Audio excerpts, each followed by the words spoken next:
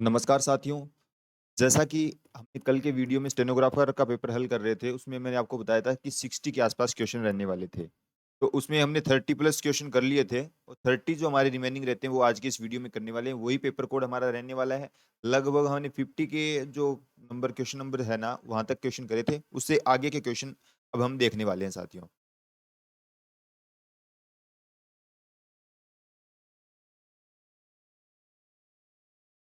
यहाँ तक साथियों हमारे क्वेश्चन हो चुके थे। ये जो हमारा कल का अंतिम क्वेश्चन यही था। इससे आगे के क्वेश्चन अब हम देखते हैं। तो राजस्थान में आपको बताना है कि इनमें से किस शहर को बावड़ियों का शहर कहा जाता है। स्टेबल, सिटी ऑफ स्टेबल कौन से को कहा जाता है? तो इसका आंसर तो लगभग सभी साथियों को आता ही होगा।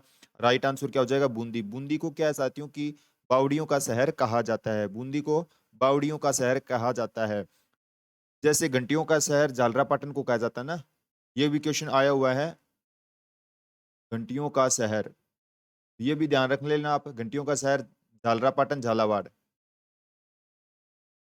ठीक है, झालरापाटन झालावाड़ को कहा जाता है। ये कहाँ पर आता है? झालावाड़ के अंदर आता है साहब। ये क्वेश्चन भी ना एग्जाम में आया हुआ है, काफी बार पूछ लेता है। घंटियों का शहर झालरापाटन झालावाड़, ये शायद रीट के एग्जाम में पूछा गया था साथियों। तो ये चीजें आपको ध्यान रखते हुए चलने हैं।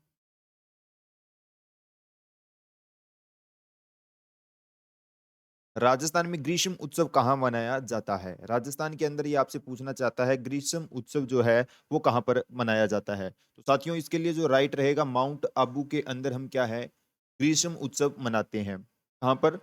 माउंट आबू के अंदर। इसके अलावा हमको क्या ध्यान ध्यान आना चाहिए? ग्रीष्म उत्सव की तो बात हमको पता चल गई।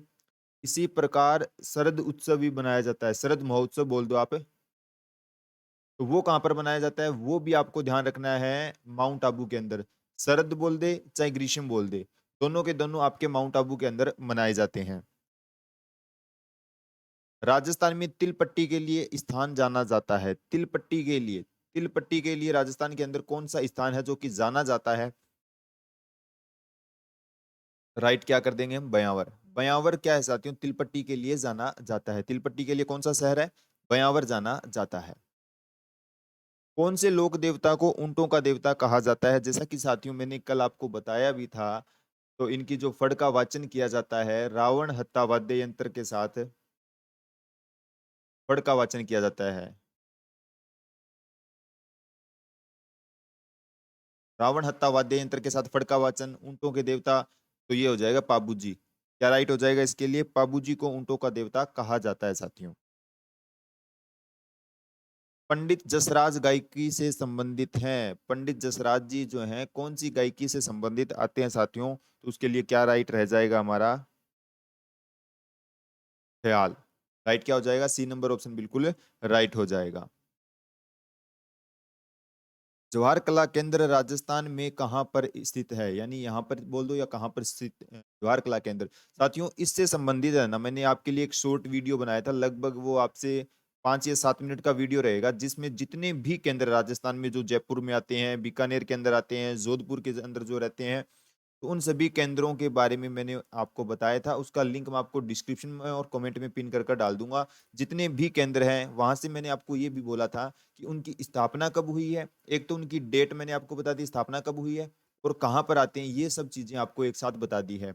उसमें मैंने आपको लगभग 15 से 20 ऐसे केंद्र बताए हैं जो कि बार बार एग्जामिनर पूछता है। साहित्य अकादमी पूछ ली, ब्रज ब्रज भाषा अकादमी पूछ ली, तो इस प्रकार की जितनी भी अकादमियां वगैरह जो रहती हैं वो मैंने आपको वहां पर करवा दी है। 5 से 7 मिनट का वीडियो है, आपका पूरा टॉपिक वहां से कवर हो जाएगा। लगभग कभी ना कभी एग्जाम में ऐसा है कि इसमें से एक क्वेश्चन देखने को मिल जाता है। और कभी कभार तो आपको क्या है कि थोड़ा सा अगर अच्छे लेवल का एग्जाम दे रहे हो ना, तो उसमें आपको मैचिंग करवाने के लिए दे देगा। वो 4 ऑप्शन इधर दे देगा, 4 इधर, मैच करवाने के लिए बोल देगा। तो वो चीजें आपसे पूछी जाती हैं। तो वो एक बार आप जरूर जाकर देखना, बहुत अच्छा वीडियो है। जयपुर इसके लिए बिल्कुल राइट हो जाएगा। जयपुर इसके लिए क्या बिल्कुल राइट हो जाएगा? जवाहर कला केंद्र कहाँ पर आता है साथियों? जयपुर के अंदर आता है। कहाँ पर है? जयपुर के अंदर। उदयपुर, भीलवाड़ा और चित्तौड़गढ़ के अंदर कौन सी बोली ज्यादातर बोली जाती है? उदयपुर हो, भीलवाड़ा हो, चित्तौड़गढ़, वहां पर कौन सी बोली बोली जाएगी? आप सभी को पता है, मेवाड़ी बोली वहां पर। उदयपुर भीलवाड़ा क्षेत्र में मेवाड़ी बोली बोली जाएगी साथियों। दमना एक गहना है जो पहना जाता है। बहुत ही अच्छा क्वेश्चन है साथियों, बहुत ही ज़्यादा अच्छा क्वेश्चन है। आप इसको स्टार मार्क कर लीजिए क्योंकि बहुत ज़्यादा बार एग्ज़ाम में आता है। ये मान के चलिए अगर आपने प्रीवियस ईयर एग्ज़ाम के वीडियो देखे हैं, तो आपने ये भी देखा होगा ये दमना या दामना बोले जाता है इसको, ये बहुत बार एग्ज़ामिनर पूछता है। बहुत ज़्यादा बार उँगली में पहने जाने वाले आभूषण का नाम दामना है साथियों। एक साथियों आपको दामिनी देखने को मिलता है जो कि ओढ़नी का नाम है। जो कि क्या है? ओढ़नी है। दामिनी अगर पूछ ले आपको तो ओढ़नी ध्यान रखोगे आप। एक साथियों दामिनी आती है। दामिनी ऐसा करके कुछ आपको मिलेगा वो मस्तक का हो जाएगा। वो मस्तक का हो जाएगा, वो ध्यान रखना है, मस्तिष्क का हो जाएगा। दामिनी आपको ध्यान रखना है, दामिनी, अणी इसमें आ रहा है ना तो ओढ़नी, ओढ़नी ध्यान रखोगे। और ये वाला तो आपको डेफिनेट ध्यान रखना है दामना। ये बहुत ज़्यादा बार एग्ज़ाम में आ चुका है, बहुत ज़्यादा बार रिपीट होता है साथियों। अगर आप लास्ट इसको 2-3 ईयर के एग्ज़ाम उठाते हैं ना तो इसमें ये बहुत ज़्यादा बार रिपीट हुआ है। जैसा कि मैं कल आपको बता ही रहा था, तो ये बहुत अच्छा क्वेश्चन है, बार-बार एग्ज़ामिनर पूछता है, ध्यान रखना इन चीज़ों का। कुछ ऐसे क्वेश्चन हैं मैंने ना आपको आभूषण से संबंधित एक वीडियो करा रखा है जिसके अंदर 40-50 क्वेश्चन करवाए गए हैं। 40-50 क्वेश्चन करवाए हैं, तो उसमें आपको जो ज़्यादा टाइम रिपीट हुए हैं ना, बार-बार आ रहे हैं क्वेश्चन एग्ज़ाम में, वो क्वेश्चन करवाए हैं आपको। तो बहुत अच्छे क्वेश्चन हैं, जाके एक बार ज़रूर देखना। शिलालेख और प्रशस्ति उनके वर्ष के सही जोड़े कौन-कौन से हैं, हमको यहाँ पर बताना है साथियों।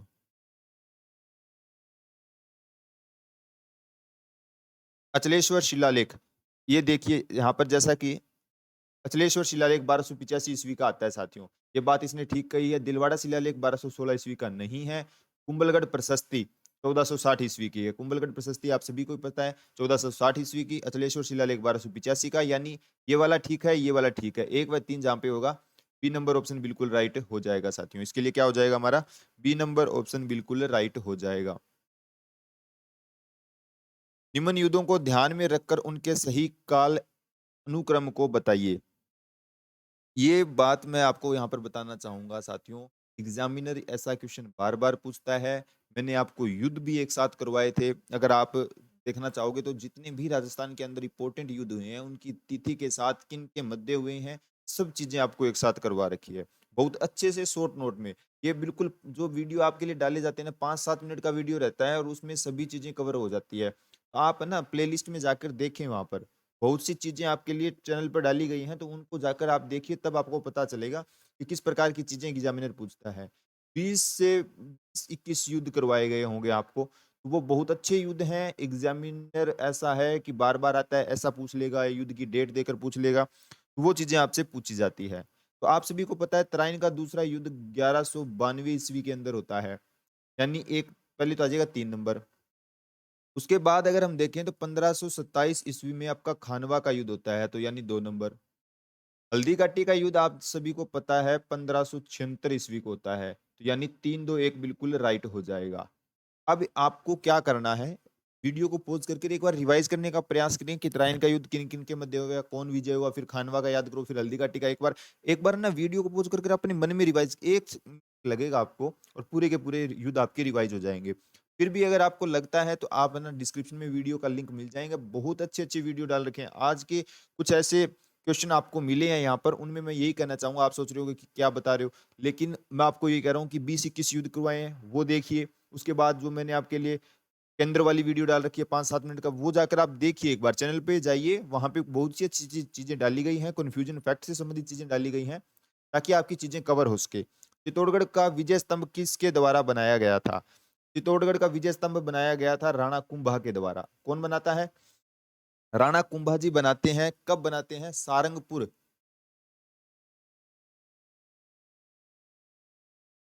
विजय के उपलक्ष्य में ये बनाया जाता है साथियों। सारंगपुर विजय होती है ना, सॉरी, सारंगपुर विजय के उपलक्ष्य में राणा कुंभा ने चित्तौड़गढ़ के अंदर विजय स्तंभ बनाया था। तो अब आप विजय स्तंभ के बारे में चीजें देखकर एक बार रिपीट करने का प्रयास करें। अगर मैं यहाँ पर डिस्कस करूंगा तो वीडियो बहुत ज्यादा लंबा हो जाएगा। और फिर भी हम क्या है कि अगर आपको ऐसा लगता है कि एक बार कुछ चीजें हैं उनको डिस्कस किया जाए तो आप कमेंट कर कर बताएं। उसको हम और बेहतरीन तरीके से आपके साथ आपके सामने रखने का प्रयास करेंगे। भरतपुर शहर की स्थापना की गई थी। भरतपुर शहर की जो स्थापना की जाती है ना साथियों, वो की जाती है महाराजा सूरजमल। महाराजा सूरजमल जी के द्वारा भरतपुर शहर की स्थापना की जाती है। राजस्थान में ब्रिटिश ब्रिटिशों ने शासक हरबख्शपाल सिंह को के साथ कहाँ पर संधि की थी? हरबख्शपाल सिंह के साथ संधि की जाती है, तो यानी ये आपसे पूछना चाहता है हरबख्शपाल सिंह जो थे, कहाँ के शासक थे, कहाँ के राजा थे? हरबख्शपाल सिंह आपके करौली के हो जाएँगे साथियों। कहाँ के थे? करौली के हरबख्शपाल सिंह थे। ये आपको ध्यान रखते हुए चलना है। राजस्थान में 1857 का संग्राम कहाँ से शुरू हुआ? ये तो बहुत ही सिंपल सा क्वेश्चन आपसे पूछ लिया गया है, तो आप क्या है नसीराबाद टिक कर दोगे। नसीराबाद से आपका शुरू हुआ था साथियों। गुप्त सैन्य संगठन वीर भारत सभा की स्थापना, ये बहुत अच्छा क्वेश्चन पूछ लिया गया है और ये कंफ्यूजन भी पैदा करता है। कैसे, मैं आपको बताऊंगा। गुप्त सैन्य संगठन वीर भारत सभा की बात इसने की गई है। सभा की बात की है तो आपको केसरी सिंह बारठ का ध्यान ध्यान आना चाहिए और गोपाल सिंह खरवा। गोपाल सिंह खरवा और केसरी सिंह बारठ, गोपाल सिंह खरवा और केसरी सिंह बारठ ने वीर भारत सभा की स्थापना की है। अगर साथियों मैं आपको यहाँ पर लिख देता हूँ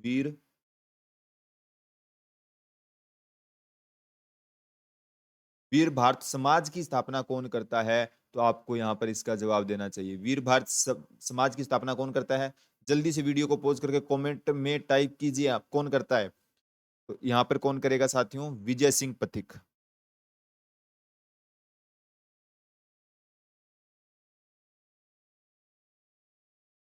मैं आपको फिर एक बार बोलना चाहूंगा, ये क्वेश्चन ऐसे हैं जो बार बार एग्जाम में रिपीट होते हैं, मार्क कर लेना इन चीजों को। अगर आपको अभी भी डाउट है तो इनको लिख लीजिए। वीर भारत सभा अगर पूछे तो गोपाल सिंह खरवा का नाम भी एग्जाम में अकेला देखने को मिल जाता है कभी कभार, और केसरी सिंह बारठ जी का भी नाम देखने को मिलता है। ये दोनों नाम आप ध्यान रखोगे सभा के लिए। अगर समाज पूछ ले आपको तो विजय सिंह पथिक, विजय सिंह पथिक ने वीर भारत समाज की स्थापना की है। मैं इस पे क्यों जोर दे रहा हूं? अगर आपने पुरानी वीडियो देखे हैं जो हमने पेपर करवाए थे, बहुत ज्यादा बार ये आया हुआ है साथियों। और मैं आपको ये बताना चाहूंगा, ये तो आपका जो ना वनपाल या उनका पेपर हुआ था ना, उसमें भी ये क्वेश्चन आया हुआ था। फ्रेंच कमीशन संबंधित था साथियों। फ्रेंच कमीशन किससे संबंधित था? तो आपको पता ही होगा, बेंगू किसान आंदोलन से संबंधित था। फ्रेंच नामक अधिकारी किसानों पर गोली चलवा देता है। फ्रेंच कमीशन बेंगू किसान आंदोलन से संबंधित हो जाएगा। राजस्थान में भील और गरासिया लोगों को संगठित करने के लिए संप सभा की स्थापना किसने की थी? भील और गरासियों को संप सभा का नाम लेते ही गोविंद गिरी जी का नाम आपको ध्यान आना चाहिए। ये क्वेश्चन ऐसे हैं, बहुत ज्यादा बार आ चुके हैं साथियों, बहुत ज्यादा बार। आप, मैं यही कह रहा हूँ, कुछ ऐसे फैक्ट मान के चलिए 80% तक पेपर रिपीट हो जाता है। तो ये अगर आप जीके थोड़ा सा आपका वो है ना, तो आप इस चीजों को देख लीजिए। ज्यादातर आके आप प्रीवियस ईयर क्वेश्चन लगा लीजिए। और लगभग हमने साथियों बहुत वीडियो कर चुके हैं। हमने लगभग 2023 के कंप्लीट कर लिए हैं, उसके बाद 2022 कंप्लीट हो चुका है हमारा, 2021 के पेपर हम लगा रहे हैं। 2023 के कुछ नए पेपर अभी हाल ही में हुए हैं, उनको और हम देखना बाकी है, वो देख लेंगे। तो बहुत अच्छे हैं और आपको अनुमान हो जाएगा कि किस प्रकार की चीजें आती हैं। और साथियों इसी जो एक संप सभा का अधिवेशन ही था, तो भीलों पर गोलियां चला दी गई थी। उस अधिवेशन में 1500 भील शहीद हो गए थे। राजस्थान का जलियांवाला बाग हत्याकांड कह दिया जाता है इसको। तो कुछ चीजें इसके साथ ना आपको वो ध्यान रखना चाहिए। राजस्थान दिवस मनाया जाता है। राजस्थान दिवस कब मनाया जाता है? तो आप सभी को पता होना चाहिए, 30 मार्च को राजस्थान दिवस मनाया जाता है। कब? 30 मार्च को। अगर आपसे पूछ ले राजस्थान स्थापना दिवस कब मनाया जाता है?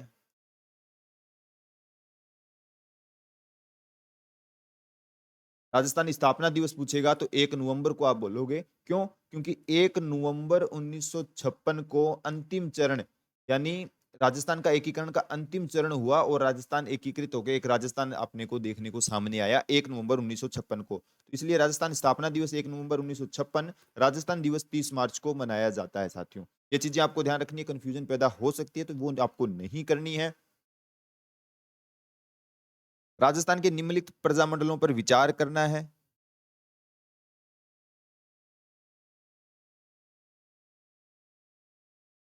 सही कालक्रम अनुसार इनको व्यवस्थित हमको करना है। साथियों जयपुर प्रजामंडल आपका आ जाएगा फर्स्ट ऑफ ऑल 3 नंबर। इसकी स्थापना होती है 1931 के अंदर, तो यानी पहले आ जाएगा आपका ये। उसके बाद आपका आएगा बांसवाड़ा, उसके बाद आपका आएगा किशनगढ़। बांसवाड़ा से पहले आपका किशनगढ़ आ जाएगा और फिर आ जाएगा आपका बांसवाड़ा। 3 1 2 इसके लिए बिल्कुल राइट हो जाएगा यहाँ पर। राजस्थान का एकीकरण, वही बात आ गई। एकीकरण कितने चरणों में पूरा हुआ? तो वो मैंने आपको अभी बताया ही था, 7 चरणों के अंदर पूरा हुआ और 1 नवंबर 1956 को अंतिम चरण हुआ। तो प्रथम चरण कब हुआ था? 18 मार्च 1948 को प्रथम चरण था। आप है ना बार-बार इन चीज़ों के क्वेश्चन लगाइए, चीज़ें कवर हो जाएँगी। बहुत ही अच्छी बातें हैं, बहुत ही ये ऐसा है कि क्वेश्चन बार-बार आते हैं। सिंपल सा क्वेश्चन ये तो पूछा गया था, कु संबंधित है। कु किससे संबंधित हो जाएगा साथियों? वो आपका हो जाएगा भील जनजाति के घरों को क्या है? भील जनजाति के घरों को यहाँ पर कु कहा जाता है। कु किसे कहा जाता है? भील जनजाति के घरों को कु कहा जाता है।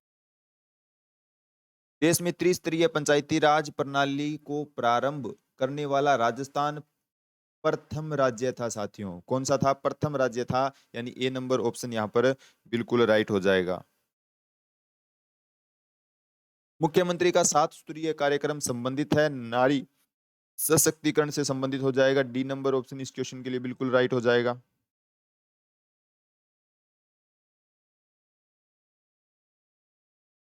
राजस्थान का कौन सा शहर विश्व में रत्न बाजार के लिए प्रसिद्ध है? रत्न बाजार के लिए पूछा गया है।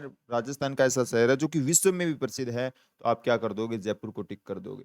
राइट क्या हो जाएगा? जयपुर इसके लिए बिल्कुल राइट आंसर यहाँ पर रहने वाला है।